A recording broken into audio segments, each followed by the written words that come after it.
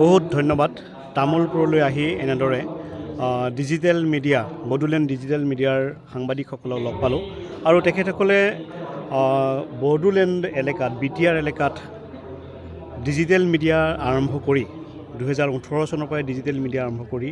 বড়ো ভাষা সাহিত্য সংস্কৃতিৰ উন্নয়নৰ বাবে যি ধৰণৰ কাম কৰি আছে আৰু সাধাৰণ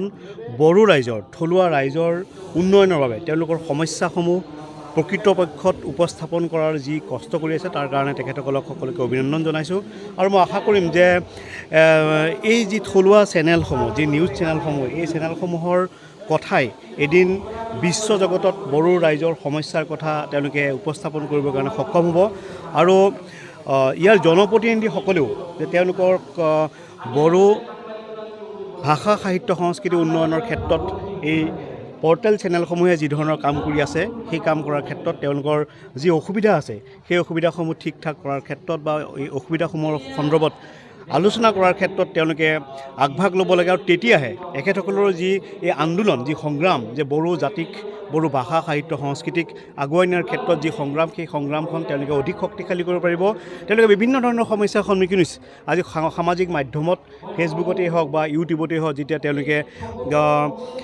বড়ো ভাষাৰ এই চেনেলসমূহ আগবঢ়াই নিব যায় তেতিয়াই তেওঁলোকক মিডিয়ামৰ ক্ষেত্ৰত বড়ো ভাষাটোৰ ক্ষেত্ৰত তেওঁলোকে বিভিন্ন ধৰণৰ সমস্যা হয়। গতিকে চবেই যাতে বড়ো ভাষাত বড়োৰ সাহিত্য সংস্কৃতি এতিয়া আজিৰ তাৰিখত দেখা গৈছে যে সাহিত্য একাডেমি বড়ো ভাষাত বহু সাহিত্যিকে এতিয়া সাহিত্য একাডেমি বঁটা লাভ কৰিছে। কি কাৰণে হৈছে যে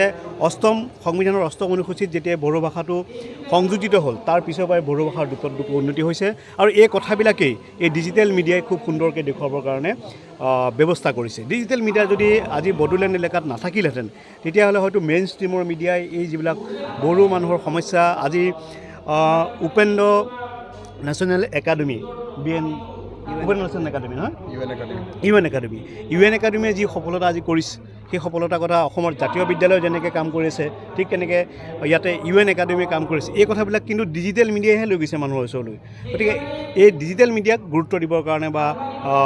সকলো শ্ৰেণীৰ নাগৰিকে এই ডিজিটেল মিডিয়াক আদৰি ল'বৰ কাৰণে মই আহ্বান জনাইছোঁ আৰু তামোলপুৰলৈ আহি মোৰ সাংবাদিক বন্ধুসকলক